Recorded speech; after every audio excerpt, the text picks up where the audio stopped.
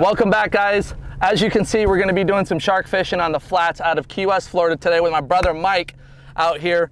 Mike just landed this little lemon shark, and we are going to be looking for some big sharks on fly today, so stay tuned. All right, guys, so the rig we're using today, the rig of choice, is a 12 weight saltwater fly rod with a bunch of chicken feathers. This is a fly that we've been tying for a long time. It's a wet one, but when they hit the water, these feathers will blow up nice and pretty.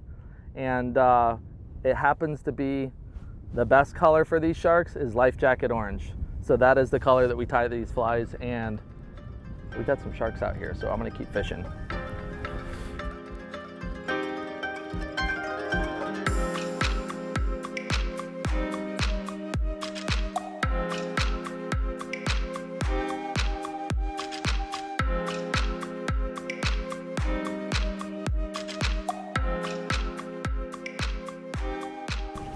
Yes. Black tip? I don't know. Looks like black tip. Watch to see if he jumps. Yeah, it's a black tip. Black tip. That's a nice fish, Mike. Let's get after this one. Is it the big one? I think so. Let's just watch. Hold on. Oh, he's dumping me quick. Got a nice black tip, came up and ate that one. It might be the one that we've been after. Been seeing a lot of lemon sharks, a lot of little black tips, actually medium-sized black tips. I didn't see any real small ones. And this looked like a good fish. We'll see. Yeah, he's got me halfway through. We're gonna go ahead and get after this one right here. I don't think he's that big one, Mike, but he's not bad. What is that? Lemon. Is it a lemon? It is a lemon. It was hard to tell, boy. They came right in there. On him. Me too. There was about 5 sharks in there all at one time, and I couldn't tell which one came in there. As the sun starts to disappear, it kind of makes the surface of the water like a mirror. You can't see through it.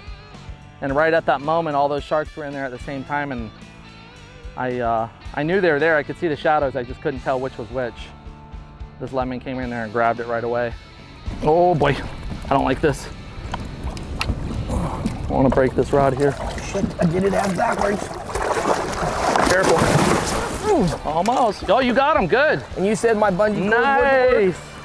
Ooh, he's coming off. Careful. Don't let him bite you. Don't let him bite you. So if we're trying to take this for a world record, which this is not a world record class shark, but if we were, we have to keep that leader intact, because if he cuts it, even if we get both pieces, it's disqualified. Here, let me hold that for you. Let me hold the tail rope.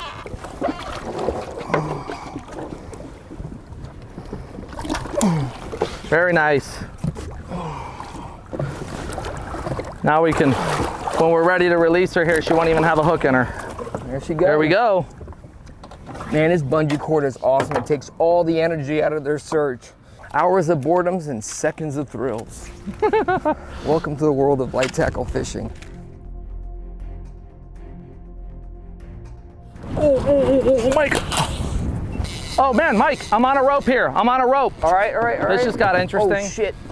Billy, just go slack. I am. Back off your drag. Yep, I am. Whoa! That's all right. If he keeps running like this, he's gonna saw that rope in half. All right. Got an old trap rope here. There we go, and we're clear. Got some booby traps out here. Sometimes the storms will wash up these traps and the trap ropes and stuff like that, and you never know what kind of obstacles you're gonna have to overcome. The trick is, when you get situations like that, is just back off the drag. Don't get tight with it until you can figure out what the problem is. Problem solving, that's what it's all about. Bill, this could be a lemon. He has not jumped once. He was in a school of 5 black tips. A lemon could have just snuck up in there and grabbed it. I mean, he was deep when he ate. Dude, if this is a lemon, that's a powerful lemon shark right there. This thing is not backing down. I think you're right, Mike. There's no way I could see it. It was too dusty in the water right there, and there was just a pack of sharks all over it. If it was a black tip, Bill, he would have launched himself.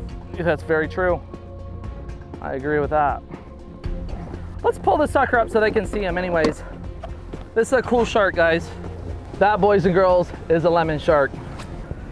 Not a giant, but a seriously formidable opponent here. He really fought hard, actually. I don't think I've ever had a lemon shark fight this hard before.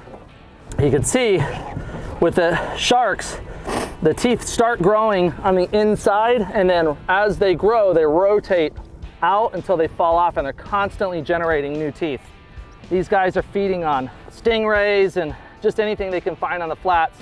You can see all these little bumps all over, these little dots everywhere. If you squeeze them, it's almost like the jelly that they use to do an ultrasound, but watch this. If you can take and squeeze any of these, they actually have like a clear jelly right there. And that helps them, see all that comes out of it? That actually helps them to sense electrical impulses and everything in the water. That in muddy water, these guys are supremely adept to feeding in waters that you can't even see in. So not only can they smell, but they can also sense the electrical impulses of other living creatures, and they are on it like that. They can turn and feed in pure muddy water that you cannot see in. That is why I do not like to spearfish in muddy water at all. Like, it's just a dangerous way to do it. I'd much rather be in clear water where you can actually see what's around you. And the sharks feed totally differently when they're in that space. Let's get him in the water and let's get him revived. Yeah, he's good. And off he goes. Guys, Mike, that was sick, bro. Good job. You're a stud, man. Super fun fishing with your brother like this. We literally grew up doing this our entire lives and living in the shadows of a literal fishing giant. And it's super cool. We've gone on so many fishing adventures our entire lives, but doing it together, there's just something special about doing it with my brother Mike, my brother Rob, my brother Timmy, because we grew up and we were taught by the same legend. And it's cool to work together like that. Thanks, Mike. Awesome, buddy. That was a tough fish. Yeah, this is a butt kicker. All right, guys, I think this is a wrap. Mike's got the push-pull out, trying to keep us off of this flat as we're drifting out of here. We just literally drifted from one end of the Marquesas all the way to the other and had a whole bunch of fun in the middle with some epic sharks. We had a really big one that I kind of screwed up, but we pulled the hook on him, and it was fun. Michael, how many sharks did you get on that one? What about this one right here? Did you see how big he is? They're still chasing us out of the Marquesas. Guys, thanks for watching this one. Don't forget to like and subscribe, and we'll see you on the next one. See you soon.